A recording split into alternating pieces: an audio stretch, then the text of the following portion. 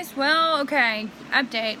The doctor called me on the phone and said, well, because you took your ibuprofen on the, on the 11th, we can't do your surgery until the 20th.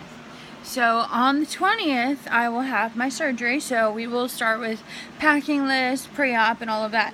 But I did ask her some questions to kind of like ease my mind, because I'm like freaking out about some stuff.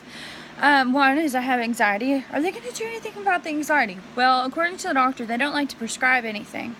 So when you go to the hospital the day of surgery, they will give you something in your IV that's supposed to help like calm your nerves so you don't like have a total meltdown while you're there, which is pretty good.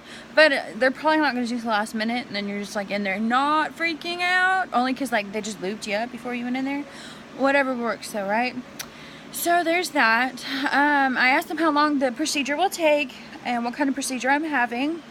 They said it's an abdominal hysterectomy. They're going to try to do a few small incisions and to go in that way. They said if they can't because of scar tissue, then they will go in through my C-section scar, which is not what the first doctor told me. The first doctor told me they would go and do a horizontal line from the end of my rib cage to my belly button. So there's two contradicting stories here. Let's see what they do. It's like a guessing game, you know, you just spin it and then one thing will pop up. No, really. I'm kind of frustrated with this hospital because so much back and forth, so much unclarity. They need to have like a clear guide. Like, here's a printed out list of stuff you don't take. Here is a list of stuff you should pack. Here is some answers to commonly asked questions. You know, they should have that. That is common sense to me. Obviously, common sense is not always common. But whatever. Anyway, trying to think real quick about everything that might have a question for me. I really am nervous about it. I have to have a hysterectomy because of the menorrhea, and that is basically like you bleed out or you blood clot a whole lot to where it's extremely painful, and it can get to a point where you have to have a blood transfusion. It causes anemia, and so it's medical and necessary to do it. Other people have to do it because there's endometriosis, they have polycystic ovarian syndrome. It just really depends. All high pain situations. And guess what?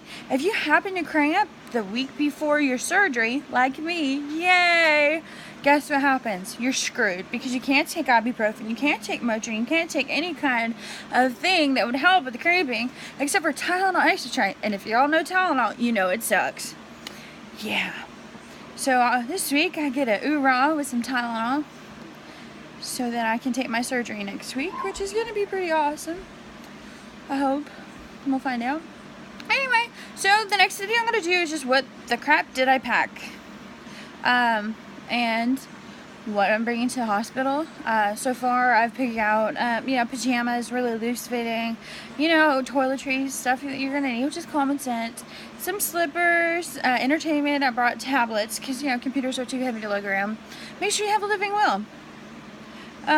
Stuff like that. But I will go over that in my next video. Deuces.